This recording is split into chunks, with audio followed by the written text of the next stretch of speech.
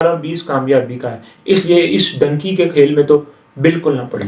दूसरी तरफ आते हैं जी, दूसरी तरफ आप अगर यूके या किसी भी यूरोपियन ममालिक में जाना चाह रहे हैं, जाने का प्लान कर रहे हैं, तो मेरे भाई वहाँ जाने के लिए इन्वेस्टमेंट कितनी है और वहाँ जाने के बाद आपने करना क्या है।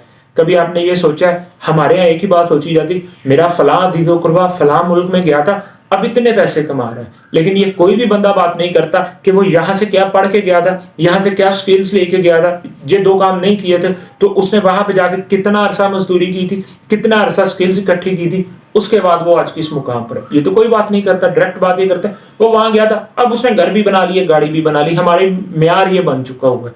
तो खुदारा इससे बाहर निकलिए, पहली चीज पे आइए कि जनाब आपके पास है क्या। आप वहां जा रहे हैं तो वहां पे आपको कोई दरख्तों से तोड़ तोड़ के आपको कोई पैसे नहीं मिलने वाले। वहां पे भी अगर आपके पास कोई हुनर मौजूद है या आप मजदूरी कर सकते हैं या कोई आप ऐसा काम कर सकते हैं तो फिर जाइए। लेकिन उससे अगली बात पे आते हैं, आप चले गए, आपने मजदूरी शुरू की, काम शुरू किया, आपको काम मिलना शुरू हो गया, आपका घर अच्छा चलना शुरू हो गया, तो लेकिन आपकी इन्वेस्टमेंट कितनी है। यूरोपियन ममालिक में जाने के लिए अब कम से कम 2 मिलियन से 5 मिलियन 10 मिलियन तक भी अमाउंट जा रही हैं। तो इतना सरमाया लगा के जाने के बाद आप फिर एक रिस्क पे हैं, और वो रिस्क क्या है जी, फलां शख्स को देखे हुए। तो इसलिए मैं नहीं ये कह रहा हूं ना जाएं, मैं ये कह रहा हूं जाएं, लेकिन जाने से कबल जैसे आपको वो कहते हैं ना आइल्स लाजमी है, तो मेरे भाई आइल्स तो एक जुबान के लिए जरूरी है, वो भी लाजमी है, लेकिन आइल्स के साथ शर्त ये है आपके पास वहां पे जाने के लिए वर्क परमिट लेने के चक्कर के साथ साथ आपके पास किसी ना किसी चीज की स्किल्स मौजूद हों।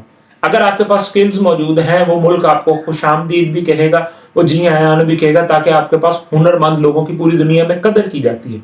लेकिन स्किल्स कोई नहीं है तो फिर ये महज ख्वाब ख्याली है कि हम वहां पे जाके कोई 30 मार खा बनेंगे और हम कोई बहुत बड़ा मार कमा लेंगे। तीसरे स्टेप पे आ जाते हैं जी, हमारे बहुत सारे लोग, हमारे बहुत सारे दोस्त जानने वाले जो हैं वो किसी इल्लीगल तरीके से मुराद ये है वीजा किसी और काम का सस्ता लिया, चले किसी और काम पे गए, और आने वाले और बुलाने वाले ने ये बात कही थी कि तुम ये वीजा लेके आओ, ऐसे ऐसे करो, चंद माह गुजारोगे तो तुम्हें फायदा होगा। तो फिर मेरे भाई फिर लोग कहते हैं कि जी वहाँ की जेलें भरी हुई हैं पाकिस्तानी लोगों से, एम्बेसियां कुछ नहीं करती, फलां कुछ नहीं करता। तो मेरे प्यारे, तुमने खुद क्या किया था? अब जिस चीज का वीजा लेके जा रहे हो आप उसी जगह पे जाके काम करो। मसाइब आएंगे, मुश्किलात आएंगी। यहाँ पे पाकिस्तान आपका अपना वतन है, अपना घर है। यहाँ पे आपको जो ट्रैवल एजेंट कह रहा है ना, आप उसे कहो कि भाई मैं ये काम कर ही क्यों लूं। इसलिए यहाँ पे आप पकड़ सकते हैं। जब आप दूसरे मुल्क में होंगे आप उसे कुछ नहीं कह सकेंगे, फिर आपके लिए मसाइब होंगे। जब तक आप चोरी छुपे काम कर सके कर गए, जब आप पकड़े गए फिर आपके लिए मसाइल भी होंगे, अहले खाना भी परेशान होंगे, आपकी असल रकम भी डूब जाएगी जो आप इसके लिए लगा के जा रहे हैं। और आखिर पे, बिल्कुल आखिर पे एक गुफ्तगू और अपनी इस वीडियो को कंप्लीट करते हैं कि ये अरब जाने वालों की सिचुएशन हो रहा है, उनकी इन्वेस्टमेंट थोड़ी होती है। लेकिन इसके बाद आते हैं कि यूरोप में ज्यादा इन्वेस्टमेंट लगा के जाने वालों के लिए।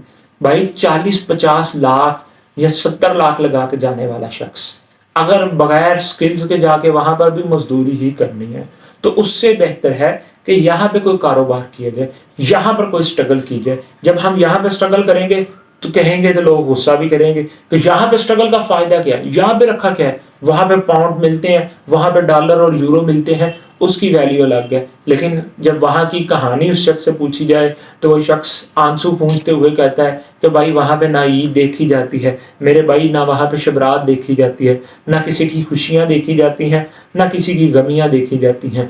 और इसके साथ साथ 16, 12, 15 घंटे काम करना पड़ता है। तो आज के इस पाकिस्तान में रहने वाले और 50 लाख लगा के जाने वाले शख्स से मैं सवाल करता हूं कि भाई यहाँ पे तुम्हारा बॉस, तुम्हारा कारोबारी, तुम्हारे वालिदैन तुम्हारी ड्यूटी टाइमिंग में से कहें कि 10 की 8 की जगह 10 घंटे काम कर लो, तो तुम्हारे माथे पे बल भी आता है, गुस्सा भी आता है और तुमसे बर्दाश्त भी नहीं होता।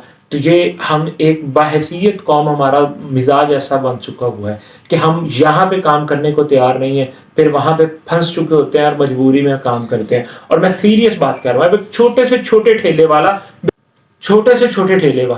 अगर वो 4 घंटे आता है, 4 घंटे का करके चला जाता है, तो फिर उसने क्या कमाया। लेकिन इसके बरक्स एक शख्स आ रहा है सुबह फजर के वक्त اور رات 12-1 بجے تک کھڑا ہے، یہی وہ 8-10-12 گھنٹے ہیں نا، اگر وہ اس میں کھڑا ہے تو پھر اس کا مطلب یہ ہے کہ وہ اس کی ارننگ بھی اس حساب سے ہے. اور اس کی زندہ مثال ہے، آپ جس بھی شہر سے تعلق رکھ رہے ہیں، اگر بڑے شہروں میں دیکھا جائے تو چند پوائنٹس ایسے ہوتے ہیں جو 24 گھنٹے یا 16 گھنٹے اوپن ہوتے ہیں. فروٹس اور ویجیٹیبلز والوں کی مثال دے رہا ہوں، جو وہ کھڑے ہوتے ہیں تو آپ کا رش وہاں پہ، کسٹمرز کا رش آپ وہاں پہ دیکھیں گے. اس کی وجہ کیا ہے کہ دور سے آنے والے کسٹمر کو بھی پتہ ہے یہاں سے مجھے چیز مل جائے گی.